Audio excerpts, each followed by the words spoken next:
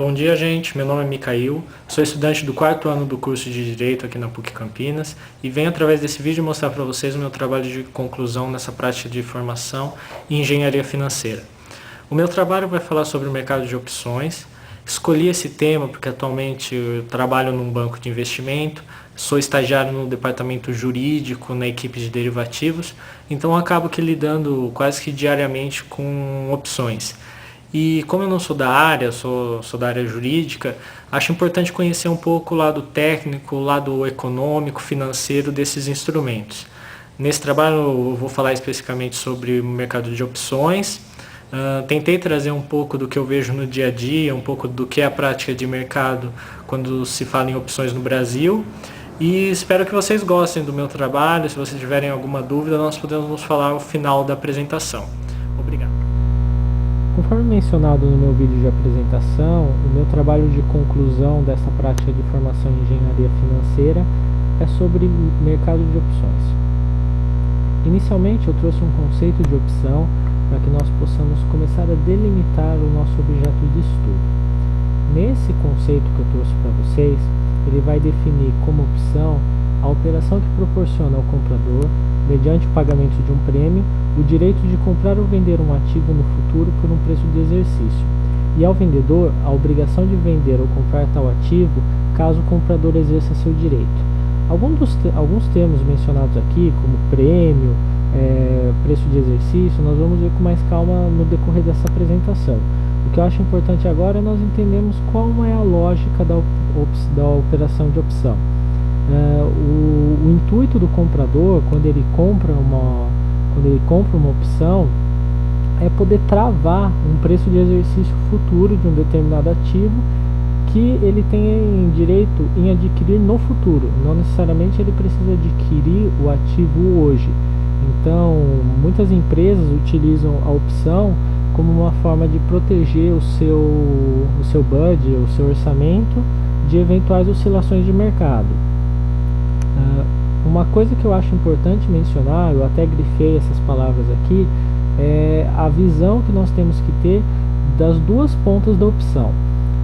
Do ponto de vista do comprador, a opção deve ser vista como um direito, ou seja, o comprador só vai exercer esse direito se ele quiser, ele não é uma obrigação dele exercer esse direito. Já a ponta do vendedor, ele é caracterizado como uma obrigação que ele assumiu de vender ou comprar tal ativo, caso o comprador exerça seu direito. Call e put. É muito comum quando nós tratamos de opções, nós ouvimos falar nesses dois termos, call e put.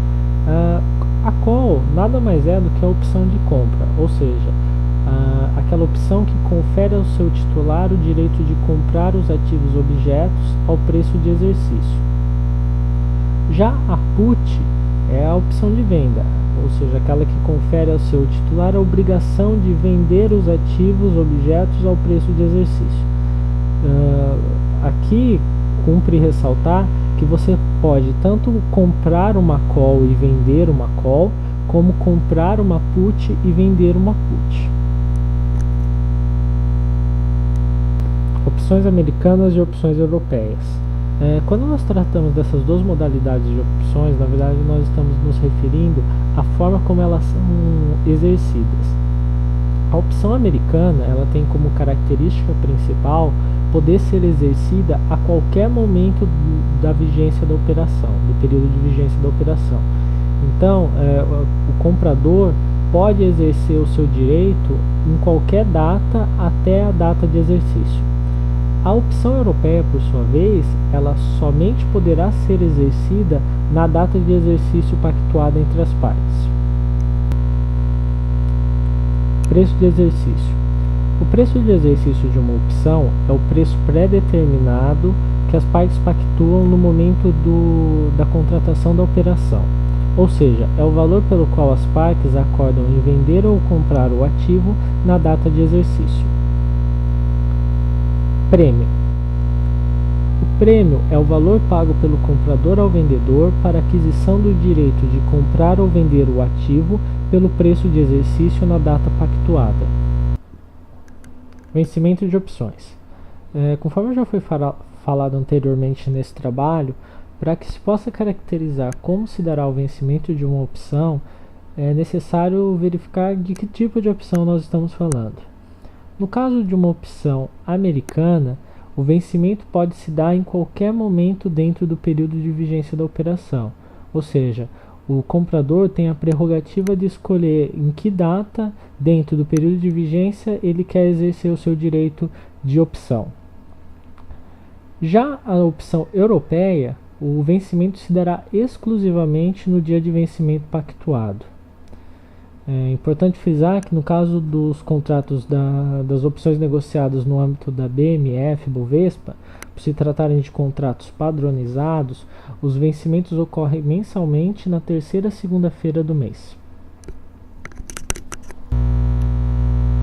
Ainda referente ao vencimento de opções no âmbito da BMF-Bovespa, é importante mencionar que a BMF tem uma tabela que divulga uma lista de códigos que através deles você consegue identificar se a opção é de compra ou de venda e qual o mês de vencimento da opção.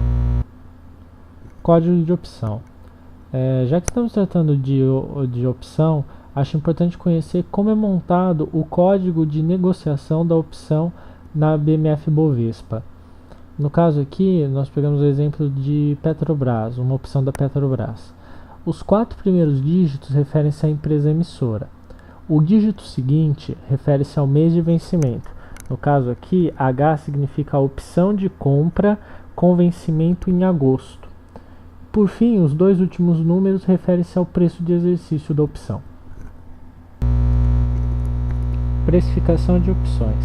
O prêmio pelo qual uma opção pode ser comprada ou vendida é determinado pelo acordo entre as partes numa transação no pregão da BMF, sendo influenciados por 2 componentes na sua composição. Um valor intrínseco, que é o valor que leva a cotação atual da ação ao preço-alvo da opção. Se o valor de uma ação é menor que o preço-alvo de uma opção, então o valor intrínseco da opção é zero. Sendo assim, o valor da opção se compõe apenas de valor no tempo e da expectativa de valorização da ação. Temos ainda um valor extrínseco, que representa todos os outros fatores que não dependem do preço da ação associado à opção. Por exemplo, o potencial de valorização da opção ou a expectativa dos investidores referentes àquele papel. O valor extrínseco também é conhecido em alguns casos como valor no tempo. Tributação de opções. Como não poderia deixar de ser, as operações com opções também são tributadas. A tributação incide sobre o ganho líquido auferido, sendo a alíquota de 15% sobre a diferença positiva apurada na negociação das opções ou no exercício da opção.